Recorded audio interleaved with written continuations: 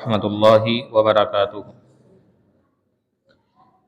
الحمد للہ رب العالمین والعاقبۃ للمتقین والصلاة والسلام علی اشرف الانبیاء والمرسلین وعلی آلہ واصحابہ اجمعین، اما بعد۔ رب اشرح لی صدری ویسر لی امری واحلل عقدۃ من لسانی یفقہوا قولی۔ رب زدنی علما، اللہم لا سہل الا ما جعلتہ سہلا وانت تجعل الحزن اذا شئت سہلا۔ تمام تعریفات اللہ رب العزت کے لیے، اور درود و سلام امام الانبیاء جناب محمد رسول اللہ صلی اللہ علیہ وسلم کی مقدس ذات گرامی پر۔ سیرت النبی صلی اللہ علیہ وسلم کے حوالے سے الحمدللہ ہمارا یہ پروگرام جاری اور ساری رہتا ہے، خاص طور پر رمضان المبارک کے مہینے میں۔ اس مرتبہ بھی یہ سلسلہ انشاءاللہ اللہ کی توفیق سے جاری ہوگا۔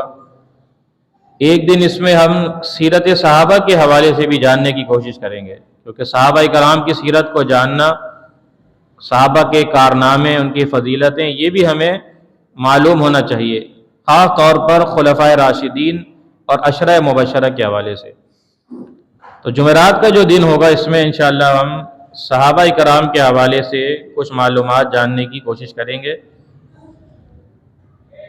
آج جس ہستی کا تذکرہ آپ سننے جا رہے ہیں وہ خلیفہ اول، خلیفہ بلا فصل، امیر المؤمنین جناب ابو بکر صدیق رضی اللہ تعالی عنہ ہیں۔ ابو بکر صدیق رضی اللہ تعالی عنہ یہ ان خوش نصیب لوگوں میں شامل ہیں کہ جنہوں نے دور جاہلیت میں بھی ایک بہترین زندگی گزاری ہے، بتوں کی عبادت سے دور رہے، شراب نوشی سے دور رہے، اچھے اخلاق اور کردار کے مالک رہے۔ جس طرح نبی صلی اللہ علیہ وسلم معاشرتی برائیوں سے دور رہے، اسی انداز میں ابو بکر صدیق رضی اللہ تعالیٰ عنہ بھی ان برائیوں سے دور رہے اور اجتناب کرتے رہے۔ ابو بکر صدیق رضی اللہ تعالیٰ عنہ کے بارے میں آپ جانتے ہیں کہ ابتدائی طور پر جو لوگ مسلمان ہوئے ان میں سر فہرست نام ہے جناب ابو بکر صدیق رضی اللہ تعالیٰ عنہ کا۔ ابو بکر صدیق رضی اللہ تعالیٰ عنہ آپ صلی اللہ علیہ وسلم کے سب سے زیادہ محبوب ترین صحابی ہیں۔ یہی وجہ ہے کہ جب آپ سے سوال کیا گیا کہ آپ کو سب سے زیادہ کس سے محبت ہے، تو مردوں کے حوالے سے آپ نے فرمایا کہ مجھے ابو بکر صدیق رضی اللہ تعالیٰ عنہ سب سے زیادہ محبوب ہیں۔ اور اسی وجہ سے آپ صلی اللہ علیہ وسلم نے جب ہجرت کا ارادہ کیا تو صحابہ کو ایک ایک کر کے ہجرت کرنے کا حکم صادر فرما دیا۔ تمام صحابہ ہجرت کر کے مدینہ تشریف لے جا رہے ہیں، لیکن مدینہ میں باقی رہ جاتے ہیں ابو بکر صدیق رضی اللہ تعالیٰ عنہ اور علی رضی اللہ تعالیٰ عنہ۔ آپ صلی اللہ علیہ وسلم نے انتخاب کیا، اور وہ انتخاب اپنی جناب سے نہیں تھا بلکہ وہ اللہ کے حکم پر منحصر تھا۔ یعنی اللہ تعالیٰ بھی یہ چاہ رہا تھا کہ آپ صلی اللہ علیہ وسلم ہجرت کریں، تو کس کے ساتھ؟ ابو بکر صدیق رضی اللہ تعالیٰ عنہ کے ساتھ۔ تو آپ صلی اللہ علیہ وسلم کے یہ ہجرت کے بھی یار ہیں، یار غار بھی ہیں، شریک آپ صلی اللہ علیہ وسلم کے جو معاملات ہوا کرتے تھے، مشورے ہوا کرتے تھے، اس میں بھی سب سے زیادہ شراکت ہوا کرتی تھی تو ابو بکر صدیق رضی اللہ تعالیٰ عنہ کی۔ آپ صلی اللہ علیہ وسلم نے اپنی زندگی میں، اپنی حیات طیبہ میں، اپنے مصلح پر امامت کرانے کے لیے جس کو حقدار تصور کیا اور تسلیم کیا، وہ کون تھے؟ ابو بکر صدیق رضی اللہ تعالیٰ عنہ۔ بیماری کے ایام میں آپ صلی اللہ علیہ وسلم پوچھ رہے ہیں کہ لوگوں نے نماز ادا کر لی ہے؟ بتایا جاتا ہے نہیں۔ آپ ہمت کر کے کھڑے ہوتے ہیں، بے ہوشی طاری ہو جاتی ہے، 2-3 مرتبہ یہی کیفیت ہوتی ہے۔ پھر آپ علیہ السلام نے حکم صادر فرمایا، لوگوں کو حکم دو کہ وہ ابو بکر کی اقتداء میں نماز ادا کریں۔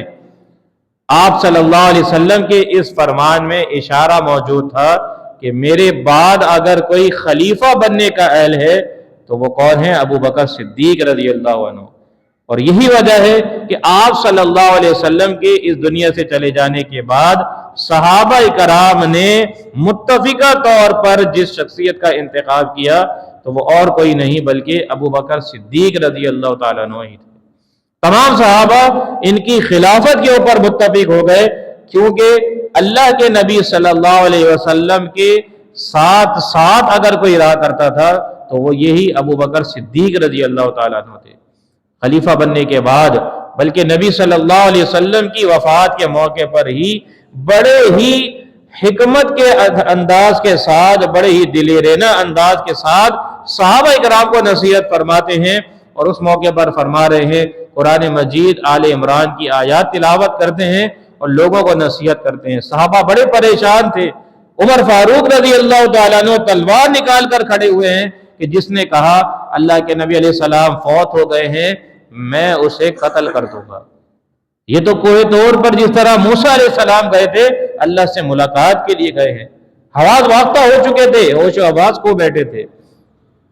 ابو بکر صدیق رضی اللہ عنہ آگے بڑھتے ہیں، لوگوں کو خطبہ دے کر نصیحت کرتے ہیں کہ تم میں سے جو اللہ کی عبادت کرتا ہے وہ جان لے اللہ تعالی ہمیشہ زندہ رہنے والا ہے، اور جو محمد صلی اللہ علیہ وسلم کی عبادت کرتا تھا وہ جان لے کہ آپ صلی اللہ علیہ وسلم پر موت آ چکی ہے۔ قرآن مجید کی آیات تلاوت کی کہ محمد صلی اللہ علیہ وسلم اللہ کے رسول ہیں، ان سے پہلے بھی رسول گزر چکے ہیں، اگر ان کو موت آ جائے یا یہ شہید کر دیے جائیں، قتل کر دیے جائیں، کیا تم اپنے ایڑیوں کے بل پھر جاؤ گے؟ تو آپ کے اس خطبے دینے کی وجہ سے، سمجھانے سے عمر بن خطاب رضی اللہ تعالیٰ عنہ کی جو کیفیت تھی وہ اپنے حال پر آ جاتی ہے، وہ درست انداز پر قائم ہو جاتے ہیں۔ اور ابو بکر صدیق رضی اللہ تعالیٰ عنہ کا جو دور خلافت ہے بڑا مختصر ہے، 2 سال 3 مہینے اور 4 دن کی ان کی خلافت ہے، لیکن اس تھوڑے سے عرصے میں انہوں نے وہ کام سر انجام دے دیے جو شاید ہم تاریخ اسلام میں دیگر خلفاء کو دیکھیں تو انہوں نے اپنی پوری خلافت میں بھی وہ کام سر انجام نہ دیے ہوں۔ ابو بکر صدیق رضی اللہ تعالیٰ عنہ کے کارناموں پر ہم مختصرا نظر ڈالتے ہیں کہ ابو بکر صدیق رضی اللہ عنہ نے سب سے پہلے لشکر اسامہ کی روانگی کا حکم دیا۔ لشکر اسامہ کو نبی علیہ السلام نے اپنی زندگی میں روانہ ہونے کا حکم دیا تھا، بیماری کی وجہ سے لشکر روانہ نہ ہو سکا۔ جب آپ علیہ السلام اس دنیا سے چلے گئے، صحابہ نے مشورہ دیا کہ مدینہ میں افرادی قوت کی ضرورت ہے، مانین زکوٰۃ موجود ہیں، مرتدین موجود ہیں، اسلام کو ابھی مدد کی ضرورت ہے، مدینہ خالی ہو جائے گا، لہذا یہ چونکہ نوجوان ہے، اس کے پاس تجربہ بھی کم ہے، آپ اسے نہ روانہ کیجئے کہیں نقصان نہ ہو جائے۔ لیکن آپ نے فوراً فرمایا جس لشکر کو نبی صلی اللہ علیہ وسلم نے روانہ کیا تھا مجھ میں یہ ہمت اور طاقت نہیں کہ میں اس لشکر کو روک سکوں، یہی وجہ ہے کہ پھر وہ لشکر فاتح بن کر واپس لوٹتا ہے۔ اسی طرح مانعین زکوٰۃ، نبی علیہ السلام کے دور میں جو لوگ مسلمان ہوئے تھے کچھ قبائل نے زکوٰۃ دینے سے منع کر دیا۔ ابو بکر صدیق رضی اللہ عنہ میدان کارساز میں آئے اور کہا جو لوگ نبی علیہ السلام کی زندگی میں ایک رسی کے برابر بھی زکوٰۃ دیتے تھے اگر وہ اسے روکیں گے میں اس کے خلاف قتال کروں گا، کیونکہ اسلام قبول کرنے کے بعد نماز ادا کرنے کے ساتھ ساتھ زکوٰۃ ادا کرنا مسلمانوں پر فرض اور لازم ہے۔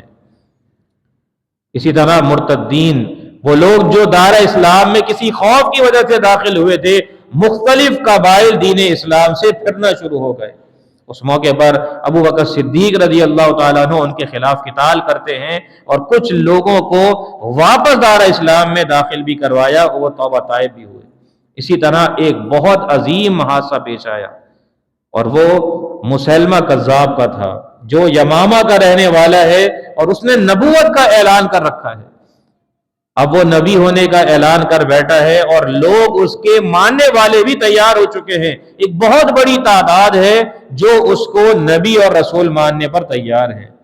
ابو بکر صدیق رضی اللہ تعالی عنہ نے صحابہ کرام کو روانہ کیا اور اس کاروائی کے اندر اس جنگ اور لڑائی کے اندر 1400 صحابہ شہید ہو جاتے ہیں۔ پوری زندگی نبی علیہ السلام کی جو غزوات ہوئے، جنگیں ہوئیں، اس میں اتنی تعداد میں صحابہ شہید نہ ہوئے جتنے اس ایک کاروائی کے اندر شہید ہوئے۔ مطلب اس کا یہ ہے، پتہ ہمیں یہ چلتا ہے یہ بہت ہی اہم ترین مسئلہ ہے ایمان کے اعتبار سے۔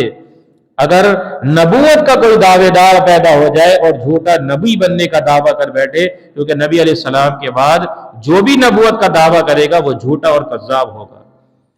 تو یہ بہت بڑا مسئلہ تھا جس کو ابو بکر صدیق رضی اللہ تعالیٰ عنہ نے حل فرمایا۔ قرآن مجید جو ہمارے سامنے جمع ہے، اس کو اولین طور پر جو جمع کرنے کا صحرا ہے وہ بھی ابو بکر صدیق رضی اللہ تعالیٰ عنہ کے ہاتھ میں ہی ہے۔ تو ابو بکر صدیق رضی اللہ تعالیٰ عنہ نے اس مختصر سے عرصے میں مدینہ کا ایک ذمہ دار ہونے کی حیثیت سے مسلمانوں کی خبرگیری بھی رکھی، ان کی خیر خواہی کے لیے اقدامات کرتے رہے، جنگیں بھی ہوتی رہیں، مختلف فتنوں کی بھی سرگوبی کرتے رہے، اور بالآخر 2 سال اور 3 مہینے یہ حکومت کرنے کے بعد 63 سال کی ہی عمر میں، جس عمر میں نبی صلی اللہ علیہ وسلم وفات پاتے ہیں، آپ کا انتقال ہوا، اسی عمر میں ابو بکر صدیق رضی اللہ تعالی عنہ بھی وفات پا جاتے ہیں۔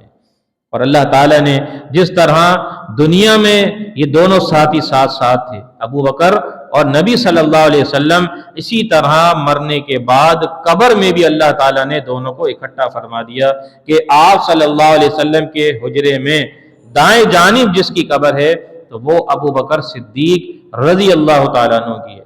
آپ صلی اللہ علیہ وسلم ابو بکر صدیق رضی اللہ تعالیٰ عنہ کے بڑے ہی ان کے احسانات تھے اسلام پر اور نبی صلی اللہ علیہ وسلم پر۔ ابتدائی دور میں جو مسلمان قیدی تھے، جو مسلمان ہو چکے تھے، جو غلامی کی زندگی گزار رہے تھے، ان کو بڑی تعداد میں انہوں نے آزاد کرایا۔ 7 یا 8 افراد کو بڑی بھاری قیمت دے کر انہوں نے آزاد کروایا، اور نبی صلی اللہ علیہ وسلم کے لیے اپنے مال کو انہوں نے دل کھول کر خرچ کیا۔ جس طرح خدیجہ رضی اللہ تعالی عنہ نے اپنا پورا مال نبی علیہ السلام کی خدمت میں قربان کر دیا، اسی طرح ابو بکر صدیق رضی اللہ تعالی عنہ نے بھی اپنا پورا مال اسلام کے لیے وقف کر دیا۔ مسجد نبوی کی جو تعمیر کی گئی آپ جانتے ہیں، عثمان غنی رضی اللہ تعالی عنہ نے اس کی توسیع فرمائی تھی، لیکن جو زمین خریدی گئی 2 بچوں سے، اس کی قیمت کس نے ادا کی؟ وہ قیمت ادا کرنے والے اور کوئی نہیں بلکہ ابو بکر صدیق رضی اللہ تعالیٰ عنہ ہیں۔ اسلام کو جب بھی مشکل وقت پیش آیا، اپنے مال کو خرچ کرنے میں آگے سے آگے نظر آئے ابو بکر صدیق رضی اللہ عنہ۔ غزوہ تبوک کا واقعہ جانتے ہیں، اپنے پورے گھر کا مال لا کر نبی علیہ السلام کی خدمت میں پیش کر دیا۔ آپ صلی اللہ علیہ وسلم نے اسی لیے تو فرمایا تھا، یہی تو وہ خدمات تھیں، یہی وہ جذبات تھے، اسلام کے لیے قربانیاں تھیں کہ جس کی وجہ سے آپ صلی اللہ علیہ وسلم نے فرمایا تھا کہ میں نے اپنی زندگی میں تمام لوگوں کے احسانات کا بدلہ چکا دیا ہے۔ جس نے جو احسان کیا اس کے برابر یا اس سے زیادہ بدلہ میں چکا ہوں، لیکن ایک ذات ایسی ہے، میرا ایک دوست ایسا باقی ہے کہ جس کے احسانات اتنے زیادہ ہیں میں چاہتے ہوئے بھی اس کے بدلے نہ چکا سکا، اور کل قیامت کے دن اللہ تعالیٰ اس کے احسانات کو جزا کی صورت میں، نیکیوں کی صورت میں اس کا بدلہ چکائے گا، اور وہ ابو بکر صدیق رضی اللہ تعالیٰ عنہ ہے۔ تو ابو بکر صدیق رضی اللہ تعالیٰ عنہ اسلام کے اولین خلیفہ ہیں، خلیفہ بلا فصل ہیں، بڑی آپ کی قربانیاں ہیں، بڑی خدمات ہیں۔ آپ صلی اللہ علیہ وسلم کے نکاح میں ان کی ایک بیٹی ام المؤمنین نبی صلی اللہ علیہ وسلم کی سب سے محبوب بیوی عائشہ صدیقہ رضی اللہ تعالی عنہا بھی موجود ہیں۔ دین اسلام کے کئی امور جن میں آسانیاں موجود ہیں، وضو کے لیے اگر پانی موجود نہ ہو تو تیمم کا طریقہ جو اللہ تعالیٰ نے مشروع قرار دیا ہے اور مسنون جس کو بتایا ہے، وہ کس وجہ سے؟ اسی گھرانے کی وجہ سے، ابو بکر صدیق رضی اللہ تعالیٰ عنہ کے گھرانے کی وجہ سے۔ تو ان کی اسلام پر مسلمانوں کے لیے بہت زیادہ خدمات ہیں، یہی وجہ ہے کہ اللہ تعالیٰ نے آپ کو اولین نمبر دیا۔ اسی لیے ہمیں بھی چاہیے کہ جس طرح نبی صلی اللہ علیہ وسلم سب سے زیادہ ترجیح، سب سے زیادہ فضیلت ابو بکر صدیق رضی اللہ تعالیٰ عنہ کو دیا کرتے تھے، تو ہمیں بھی ابو بکر صدیق رضی اللہ تعالیٰ عنہ کے مقام اور مرتبے کو سمجھنا چاہیے، ان کے کردار کو بطور سیرت ہمیں اپنے سامنے رکھنا چاہیے، کیونکہ صحابہ کرام جتنے بھی صحابہ ہیں وہ سب کے سب ہمارے لیے کیا ہیں؟ آئیڈیل ہیں، نمونہ ہیں۔ ان کی زندگی میں ہمارے لیے زندگی گزارنے کا طریقہ ہے، کیونکہ وہ نبی علیہ السلام کو کوئی عمل کرتے ہوئے دیکھتے، کوئی حدیث سنتے تو تب تک وہ دوسری بات یا حدیث نہ سیکھتے جب تک اس بات پر عمل کرنا نہ سیکھ لیتے۔ تو ہمارے لیے ان کی زندگی میں روشن نشانیاں موجود ہیں، ان کی سیرت کو اپنانے کی ضرورت ہے۔ جس طرح وہ با اخلاق انسان تھے، اچھے کردار والے تھے، ہمیں بھی ویسا کردار اپنانے کی ضرورت ہے۔ اللہ کی راہ میں مال کو خرچ کیا کرتے تھے، ہمیں بھی اپنا مال خرچ کرنا چاہیے۔